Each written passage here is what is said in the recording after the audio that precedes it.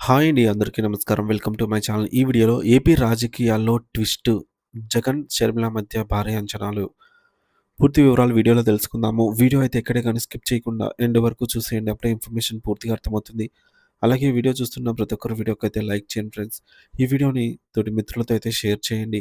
కొత్తగా మన ఛానల్ చూస్తున్నవారు ఇంకా ఎవరైనా సబ్స్క్రైబ్ చేసుకున్నట్లయితే వెంటనే మన ఛానల్‌ని సబ్స్క్రైబ్ చేసుకోండి. సో, దీని ద్వారా నేను చేసే లేటెస్ట్ వీడియోస్ అన్నీ మీ వరకు రీచ్ అవుతాయి. ఇక ఆలస్యం చేయకుండా వివరాల్లోకైతే వెళ్ళిపోదాము. సో, ఫ్రెండ్స్ ఇక విషయానికొచ్చినట్లయితే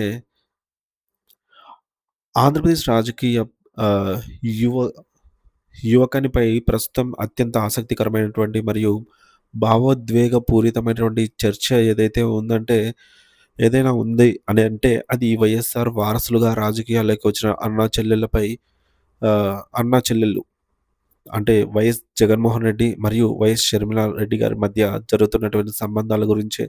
ఒకప్పుడు జగన్ జైల్‌లో ఉన్నప్పుడు జగన్ వదిలిన బాణంగా పాదయాత్రలు చేస్తూ ఊరూరా తిరిగిన షర్మిల గారు కాలక్రమేణా అన్నకు రాజకీయంగా బద్ధశత్రువుగా మారడం అందరినీ ఆశ్చర్యపరిచింది. విధి వైపరీత్యం ఏంటంటే ఒకే తండ్రి రక్తంతో పుట్టిన వీరిద్దరూ ఓరలో 2 కత్తులు ఒకే రాజకీయ వరలో 2 కత్తుల మాదిరిగా అయితే తలపడ్డారు.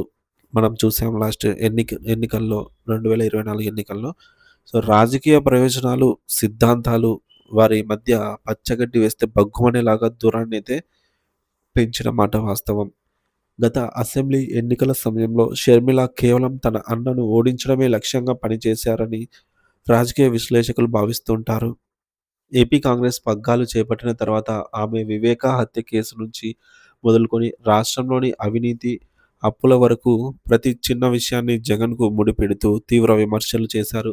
దీనివల్ల కూటమి పార్టీలకు అయితే జనసేన, బీజేపీ, టీడీపీ పరోక్షంగా లాభం చేకూరిందని, జగన్ ఓటమిలో ఆమె పాత్ర కూడా ఉందని విమర్శలైతే వైసీపీ శ్రేణుల నుంచొచ్చాయి. కేవలం రాజకీయాలే కాకుండా ఆస్తుల పంపకాలలో వివాదాలు తలెత్తి కోర్టుల వరకు వెళ్ళటం ఈ విభేదాలను వ్యక్తిగతంగా కూడా మార్చేశాయి.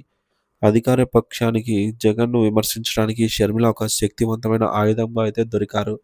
అయితే గత కొన్ని రోజులుగా షర్మిల పనితీరులో స్పష్టమైన మార్పు కనిపిస్తోంది. ఒకప్పుడు ప్రతి మాటలోనూ జగన్‌ను టార్గెట్ చేసే ఈమె ఇప్పుడు రాష్ట్రంలోని కూటమి ప్రభుత్వ వైఫల్యాలపై తన గళాన్ని వినిపిస్తున్నారు. విశాఖ స్టీల్ ప్లాంట్ ప్రైవేటీకరణ, అమరావతి నిర్మాణం, రాష్ట్రానికి రావాల్సిన పెట్టుబడులు మరియు శాంతి భద్రతల వంటి అంశాలపై ఆమె ఇప్పుడు ప్రభుత్వాన్ని నేరుగా ప్రశ్నిస్తున్నారు. ఈ క్రమంలో అన్నను వ్యక్తిగతంగా విమర్శించడాన్ని ఆమె తగ్గించడం గమనార్హం. ఈ మార్పు వెనుక కుటుంబ పెద్దల మధ్యవర్తిత్వం మరియు సర్దుబాటు ఉన్నట్టు రాజకీయ వర్గాల్లో గుసగుసలు వినిపిస్తున్నాయి. తన అన్నను విమర్శించడం వల్ల పరోక్షంగా తమ రాజకీయ ప్రత్యర్థులకే లాభం చేకూరుతుందని, దానివల్ల అటు కాంగ్రెస్‌కు కానీ, ఇటు తనకు కానీ రాజకీయంగా ఎలాంటి మైలేజీ రావటం లేదని షర్మిల గ్రహించినట్టు తెలుస్తోంది.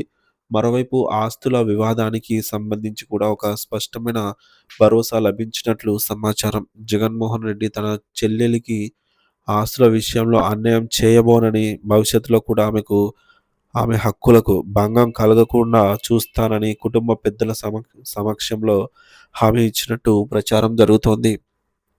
ఈ యొక్క సయోధ్య చర్చలు ఫలించడంతోనే షర్మిల ఇప్పుడు ప్రభుత్వంపై తన పోరాటాన్ని కేంద్రీకరిస్తున్నారని వైసీపీ నేతలు హర్షం వ్యక్తం చేస్తున్నారు.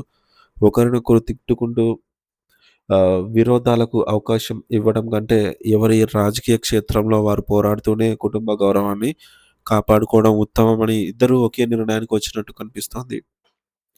రాజకీయాల్లో శాశ్వత శత్రువులు, శాశ్వత మిత్రులు ఉండరన్న సామెతను నిజం చేస్తూ జగన్ మరియు షర్మిల మధ్య ఈ యుద్ధ విరామం ఆంధ్రప్రదేశ్ రాజకీయాల్లో కొత్త సమీకరణలకు దారితీయవచ్చు. షర్మిల పూర్తి స్థాయిలో కూటమి ప్రభుత్వానికి వ్యతిరేకంగా పోరాడితే అది పరోక్షంగా జగన్ పార్టీకి మళ్ళీ బలాన్ని ఇచ్చే అవకాశం ఉంది. అయితే షర్మిల రాజకీయ నిర్ణయాలు ఎప్పుడు ఎలా ఉంటాయో అంచనా వేయడం కష్టం కాబట్టి ఈ అన్నా చెల్లెళ్ళ సయోధ్య ఏ మేర కొనసాగుతుందో కాలమే నిర్ణయించాలి. ఏదేమైనా వైఎస్ కుటుంబం మళ్ళీ ఒక తాటిపైకి రావటం అనేది వారి అభిమానులకు ఒక గొప్ప ఊరటనిచ్చే విషయమే అని చెప్పాలి.